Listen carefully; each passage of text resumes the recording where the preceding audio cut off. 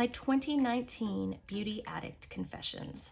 I got this tag from Make Me Up Missa. Her channel is linked down below if you don't know her. She is absolutely amazing and a huge influence on me. She's kind of who I aspire to be on YouTube. So I have a list of questions, 10 of them in fact, regarding what I've spent, what I like, what I dislike, what I would appreciate, etc. in the world of makeup and beauty, primarily due to what I've spent in 2019. If that interests you, or if that's something that you feel like you would like to do on your channel, then you should just keep on watching. But before you do, don't forget to hit subscribe, tap that notification bell so you don't miss any of my new videos. Give me a huge thumbs up because it helps me out a lot. And yeah, let's get into the confessions in 3, 2, and 1. So the first question in this 2019 Beauty Addict tag is, how much money have you spent on makeup in the year 2019? This was very difficult for me to answer because it's not like I've kept itemized receipts. So I did my best by basing it on every time I get paid, I have a certain amount of money that I have to have for all of the bills. Let's say X amount of dollars. And then we have a certain amount of money we set aside for savings and spending money for the 2 weeks in between payday, meaning any kind of eating out, picking stuff up at the store, not including gas because that's in another, delegation. But any overtime that I've worked and any money that I've made after all that has been paid and set aside for the family, I get to spend on my own, which usually ended up being about $100 left over per paycheck, about $200 a month. So if I take $200 a month times 12 months in a year, then that would come up to roughly $2,400, which I think is about accurate. I didn't always spend the $200 a month, didn't always make that, but sometimes I had a little extra. But then of course, a lot of that money went towards Christmas presents and other things. So I'm just gonna be on the safe side and say $2,400. Granted, most of that was spent at TJ Maxx, so I got a lot more makeup than the average consumer would for $2,400. The next question is, what is the best product you purchased in 2019? I will say, out of all of the products that I purchased in 2019, the thing that I am most happy with, that I will continue to be using, continue to have as a staple in my makeup collection for all the looks I like to do, are my p.louise bases. I have the Basic Brights collection, which is 5 different colors. And then I have my neutral one that I use as my eyeshadow base. And they are fantastic both for eye looks and for other details. I'm sure that is not something that the majority of makeup consumers who just wear like neutral looks on a day-to-day basis would consider purchasing. But if you're looking for more editorial and or artistic makeup, they are a must-have in your collection, and I use them very sparingly. Not that they were exorbitantly expensive or anything, but that is not something I found at TJ Maxx. That is something that I had to wait a while before they were able to be sold at Morphe and in the US, because the shipping alone cost more than the product to get it overseas, which primarily is that's the only place I could find it prior to that. So my p.louise bases are probably my most prized possessions of 2019 and will be continued to be repurchased throughout my life. I would really like to have the Mama Mitchell by p.louise Acid Rain collection. Haven't sprung for that yet, but that is definitely on my to-do list as far as bases for makeup go. Colored creams, I guess I should say. Product you wish you hadn't bought. Hands down, the Becca Volcano Goddess palette. I got it at TJ Maxx, thank goodness. I didn't spend like tons of money on it, but it was awful. It's mostly just like flaky shimmers that do not stick on your eye. The color combos are really atrocious. I've used it one time for a video when I did full face of Becca. And don't get me wrong, I love Becca products. Their face products are fantastic. I love everything about Becca's powders and highlighters. They are for me. They are it for me. But when it comes to eyeshadow, whew, that is one product I could have lived without, and it's not even something that's good enough for me to give away to somebody else to like. I don't see how that product would work for anybody. Secondly, the Lime Crime Venus XL palette, not because there's anything wrong with it, because it's a perfectly good palette. For some reason, it screamed at me whenever I saw it scrolling through Instagram one day, and I thought it was something that I really had to have. It had some really pretty mint green shimmers and rosy pinks, and the mint green shimmers and the rosy pinks are fine, and I use it a lot to dupe palettes of shades like that come into the more popular palettes, but I can't create a whole lot of looks with it on its own because they're just pink and green. and I was a little disappointed in myself for getting it because it's not one that I reach for unless I am duping a palette. So it's part of my collection. The quality is fine. It's just, I don't know why I had that impulse buy. I was just kind of getting into makeup and it was a brand new one and people would talk about the Venus XLs, and I think this is XL2.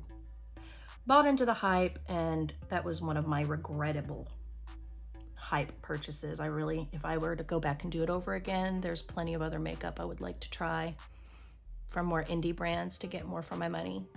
Question number 4, do you buy makeup just to keep up with the Joneses? No. I mean, clearly I've based my channel around duping palettes, so I don't run out and buy every single palette that comes out. Do I have a lot of palettes? Yes, I do, but I also buy them for the purpose of being able to reach for them to create so many different looks under so many different circumstances.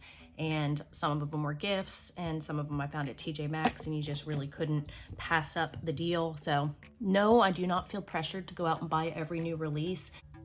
Yes, I love to look for new indie brands and different kinds of makeup that is quality, that's worth your money, that you can actually create a plethora of looks with. So how many palettes did you buy this year, and have you used them all? I bought probably about 25 to 30 palettes this year. Yes, I've touched all of them because obviously when you get a new palette, the first thing you want to do is play with it and try to use it. Have I reached for them consistently? No, like I talked about with my Becca and my Lime Crime. There are some palettes that just literally sit there or I was disappointed in, or they just don't have, they have some similar colors that I can find elsewhere and they're just not as good, so. Next question, if you could keep only 5 products to use, what would they be? So if I could keep only 5 products to use in the year 2020, first off, my p.louise base collection, that is a must because I could make anything from blush to eyeshadow to, I could do so much with it. This Becca highlight and bronzer contour palette, I have 2 or 3 of these different kinds, but they're all just as fantastic. I love Becca's products on my face. They don't look cakey. The highlights have a nice, like a glow from within type shimmer and not any chunky highlights. Just everything about Becca's face products I love. And if I could take one palette that would have blush, bronzer, and highlighter in it, then that would definitely be product number 2. Number 3, I thought about this long and hard because I knew I had to keep at least one eyeshadow palette if I were only gonna have 5 products. And the most universal palette that I own has got to be the James Charles palette. It has everything in there from neutrals, not that I would wear them, to colors. So it's got shimmers, it's got highlight, it's got literally everything. And I could probably make a look every day of the year with that if I only got to choose one. For foundation, it would hands down be my Becca Ever Matte Shine Proof Foundation. That has been my holy grail. I found it at TJ Maxx one day, and then since then I've bought 3 others in my shade that I found to stock up on because I do not know if it's still available. I did buy a couple of other Becca foundations in the same shade that I have on backup to use when this runs out, but I haven't tried them to see if they work as well as the Ever Matte Shine Proof. That is my holy grail foundation right now, so that would have to be one of them. And the 5th product, lashes. It doesn't matter which kind. It can be drugstore like Eyelure, it could be fancy, but lashes, Becca, p.louise, James Charles, and Becca Ever Matte Shine Proof Foundation. Those would be my 5 go-to products to last me all of 2020 if I could only pick 5 things to keep and use. Have you hit pan on anything in the year 2020? Yeah, basically all of my powder products, the things that I use every day. I've hit pan on a bunch of bronzers, I've hit pan on a bunch of powders, I've hit pan on 3 different eyeshadow palettes because of my daughter's help. Whenever she climbs over this baby gate and digs her little fingers into it, I've got plenty of exposed pans, not by choice or usage, some of which I would like to pay the money to replace, but some of them are so expensive I just can't bring myself to until I hit pan on everything. Most of my Ipsy products that I received, like bronzers, blushes, and highlights that I liked, I used those and I hit pan on. My Ofra highlighter, I hit pan on that. Too Faced Sun Bunny bronzer, I've hit pan on that. Favorite brands of 2019. I guess I'm just gonna have to stick with the same theme that I use for the products that I choose. Obviously p.louise, that's constantly a repeat on my list. Becca, everything face. I love. I really enjoyed ColourPop this year. I love the amount of bang you get for your buck. I like all of the colored mascaras and eyeliners that I have to add to my collection that I got for a reasonable price. I have several ColourPop palettes, which you've seen me do shows on before. I use them to dupe a lot of shades. They're just really easy on the consumer's wallet with some decent quality products, and I would recommend them to anybody. So that's one of my 2019 faves. Morphe, probably. They have a lot to offer for a reasonable amount of money. If you're going to be spending full price on something, Morphe is the way to go. Like I said, my James Charles palette is one of my more universal palettes I could pick up for anything and it would be useful to me. And I guess ABH. I like ABH. It's more of a luxury brand for me. I do have 4 ABH palettes, one of which I found at TJ Maxx, that introduced me to ABH, and the rest I purchased on my own because I liked their quality. I do not like the price of most of their stuff. It's not worth it. I'm not too fond of the BeauTubers pencil that I spent like 20 something on, but as a whole, I really wanted to get my hands on all those Norvina palettes. They really spoke to me. I have not. I've been duping the colors that I like the most, but I would still like to purchase that as a brand whole that I'd like to work with when ultimately everybody wants to be on the list. So ABH would probably round out my final choice of the 5 brands that I enjoyed for 2019. My least favorite brands of 2019, I don't know if I have any least favorite brands. Like, I'm just gonna stick with some of the ones that are not cruelty-free that I feel like could be good if they would be cruelty-free, and that is Laura Mercier, NARS, Benefit. Tarte is cruelty-free, but I'm not very fond of many of their products. Like, there's nothing about their products that have really raised my interest. I got the Shape Tape, I went through it, did not repurchase it. It was too heavy underneath my eyes. There's nothing about it that made it worth that kind of money. As far as I'm concerned, the e.l.f. 24-hour camo concealer is just as good as the Shape Tape and $6. So, I mean, Tarte, I feel like the Shape Tape is that's the only thing that they have as their claim to fame. There was nothing else that really stood out to me. So, as far as brands go in that aspect, I guess Tarte.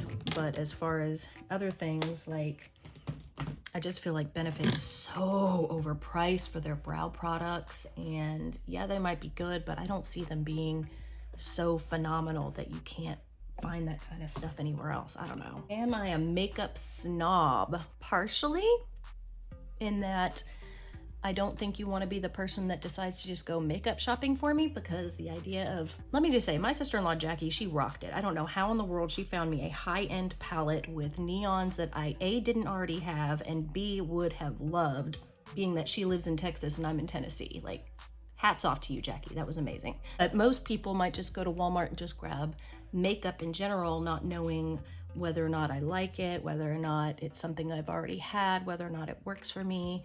So I guess I'm kind of a snob in that way, that I prefer gift card so I can choose to spend it on what I like, but I'm not a snob in that I look at you and be like, what are you wearing? And if you don't know and it's some off-brand stuff, I'm not gonna like shun you for it or look down on you for it. I just choose to do makeup my way, and other people choose to do makeup their way. And also, makeup is my outlet, my release, my treat to myself. So if I'm going to get it, I like to get nicer products and nice things that's going to make me look nice. So I guess yes and no.